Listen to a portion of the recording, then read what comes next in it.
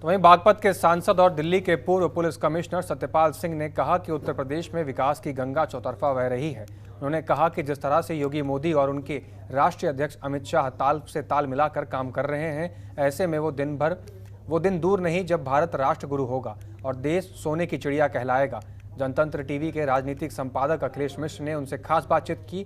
क्या कुछ कहा, सुनिए। भारतीय जनता पार्टी अमृत महोत्सव मना रही है और आज मुरादाबाद में उत्तर प्रदेश के मुख्यमंत्री ने तमाम ताबड़तोड़ विकास योजनाओं की घोषणा की है। उनके मंच पर उनके साथ मौजूद थे बागपत के सांसद सत्यपाल सिंह जी, वो हमारे साथ हैं। सत्यपाल जी, आज आपने मंच से संबोधित किया। आपको लगता है कि अब लोकसभा चुनाव आ गया है, इसलिए विकास करना ही पड़ेगा, मजबूरी है आपकी? देखिए, सबसे पहले तो मैं बहुत स्पष्ट करना चाहता हूँ, हमारी पार्टी, इस देश के यशस्वी प्रधानमंत्री मोदी जी, उत्तर प्रदेश के तपस्वी मुख्यमंत्री योगी आदित्यनाथ जी, हमारी पार्टी के राष्ट्रीय अध्यक्ष आदरणीय नड्डा जी, ये बार बार इस बात को बहुत ही स्पष्ट कर चुके हैं कि भारतीय जनता पार्टी केवल सत्ता के लिए नहीं, केवल चुनाव लड़ने के लिए, चुनाव जीतने के लिए नहीं, देश का चहुमुखी विकास करने के लिए है। हम ये नहीं कहते कि 2024 में इलेक्शन नहीं लड़ा जाएगा, पूरी ताकत से लड़ा जाएगा, क्योंकि इस देश को भारतीय जनता पार्टी की ज़रूरत है।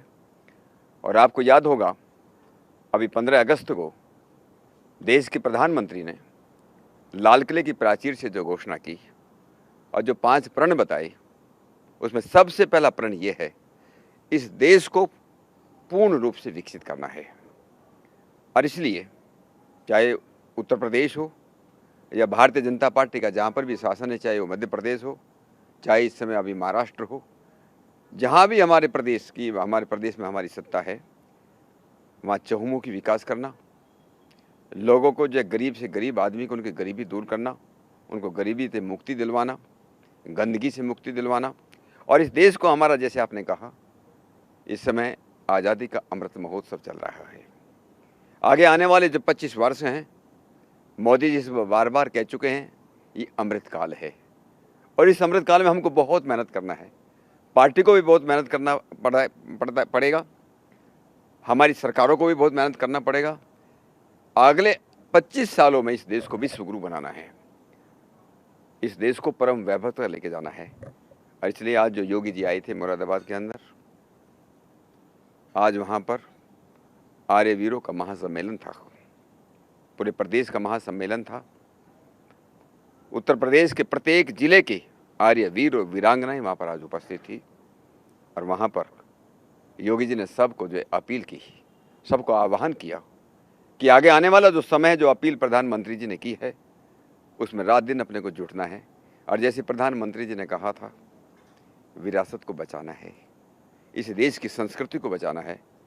इसलिए हमारे प्रधानमंत्री, प्रदेश के हमारे मुख्यमंत्री उस सत्य सनातन वैदिक संस्कृति के संवाहक हैं, न केवल संवाहक, उसके संरक्षक हैं, उसके संवर्धक हैं।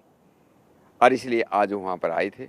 और मेरा पूरा विश्वास है, और जो हो रहा है देश के अंदर, चाहे अभी महाकाल की बात हो, चाहे काशी विश्वनाथ की बात हो, चाहे अयोध्या में राम मंदिर की बात हो, या केदारनाथ बद्रीनाथ की बात हो, सब जगह जो संस्कृति का जो प्रवाह है, और जब हम कैसे हजारों साल पुरानी हमारी जो संस्कृति पुराना, उसका जो है, उसका उद्दात समय आ रहा है। अच्छा, आपको लगता है सतपाल जी कि चूंकि दिल्ली का रास्ता उत्तर प्रदेश से ही होकर जाता है, इसलिए उत्तर प्रदेश के मुख्यमंत्री पर, आप पर ये ज़्यादा जिम्मेदारी है कि भारतीय जनता पार्टी को कम से कम राज्य में ज़्यादा मजबूत करें? देखिए, ये बात बिल्कुल निश्चित है। उत्तर प्रदेश देश का सबसे बड़ा राज्य है। वहाँ से 80 जो हैं, 80 जो हैं, वहाँ पर वहाँ से सांसद आते हैं। और निश्चित रूप से उत्तर प्रदेश का एक बहुत बड़ा योगदान जो है इस देश की, जो है जिसको कहते हैं संसद में, उसका उत्तर प्रदेश का सबसे बड़ा है।